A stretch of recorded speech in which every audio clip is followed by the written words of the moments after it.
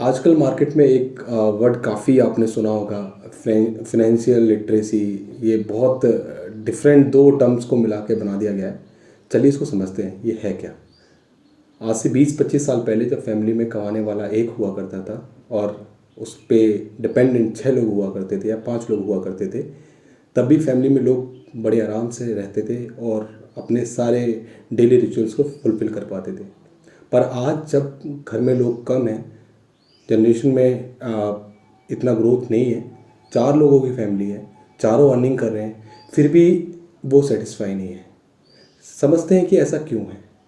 पहले आपको समझना पड़ेगा दो वर्ड्स को, वो है नीड और ग्रीड।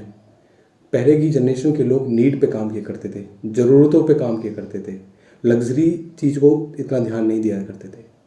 आज की जनरेशन के लोग उनको उनके पास परचेसिंग पावर बढ़ गई है क्योंकि उनके पास पैसे हैं, बट वो ग्रीड की तरफ ज़्यादा जा रहे हैं। इसलिए कहते हैं कि नीड के लिए तो आप कैप लगा रहे हैं और ग्रीड के लिए कोई कैप ही नहीं है। आप कभी किसी गाड़ी को देखते हैं तो आपका मन करता है उसको परचेज़ किया जाए। आप लग्जरी सेगमेंट को एसेट समझने लगे हैं। तो इस जो गैप बना है, लोगों को जिस चीज़ के बारे में नॉलेज नहीं है, उसके बारे में आपको बताना चाहता हूँ। क्या आपने कभी नोटिस किया कि रिचर सेक्शन हमेशा रिचर होता जा रहा है।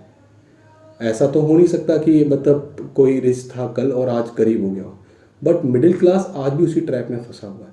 ऐसा है क्यों? इसके पीछे एक रीज़न जो मैंने आइडेंटिफाई किया है कि इंडिया में एजुकेशन सिस्टम में एक प्रॉब्लम है। वो प्रॉब्लम ये है कि डायरेक्ट इम्प्लीकेशन नहीं है एजुकेशन का सीधे मार्केट में या सोसाइटी में।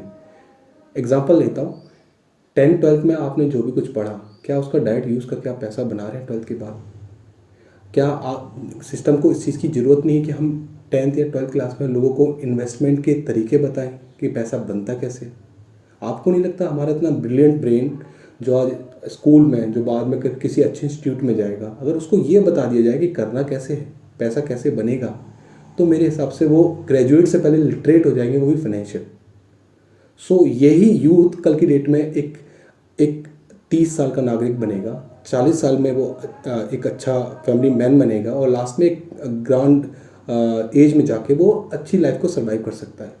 ये बहुत बड़ा सोशल मिथ है। लोगों को लगता है कि 20 साल की उम्र में आप सेविंग ना करें, बट आपको अगर ये पता है कि सेविंग करने के एडवांटेज क्या है, इम्प्लीकेशंस क्या हैं, तो शायद आप मल्टीपोर्ट रिटर्न लेके इसको प्रूव कर सकते हैं कि सेविंग ना करना एट द एज ऑफ 20 गलत है। तो आपको ये समझना होगा, फाइनेंशियल लिटरेसी का मतलब हमेशा ये नहीं कि आपके पास पैसा है। फाइनेंशियल लिटरेसी का मतलब ये है कि पैसा कैसा है, किस किस किस जगह पे लगाना है, आपको पैसा कैसे करना है। आजकल आपके पास मल्टीफोल्ड ऑप्शंस हैं जिसमें आप अपना पैसा लगा के अपने आप को सिक्योर कर सकते हैं। फाइनेंशियल लिटरेट होने से सेंस ये भी है कि आप कितना वाइजली अपने पैसों पे ध्यान रखते हैं। पहले किसी तिजोरी में पैसा रख के आप पैसे को डबल नहीं कर सकते थे, अब ऐसी स्कीम्स है जिससे पैसा डबल प्लस आपके मन चाहे रिटर्न मिल सकते हैं। तो समझने की ज़रूरत यह है कि आपको सिर्फ ग्रेजुएट नहीं होना है, आपको लिटरेट भी होना है। और ये एप्लीकेबल सिर्फ उन लोगों पे नहीं जो स्कूल जाते हैं, जो घर पे रह के हाउस होल्ड के काम करते हैं, हाउस वाइफ हैं या फिर रिटायर्ड कोई इंसान है, उसके लिए भी एप्लीकेबल है। Thank you.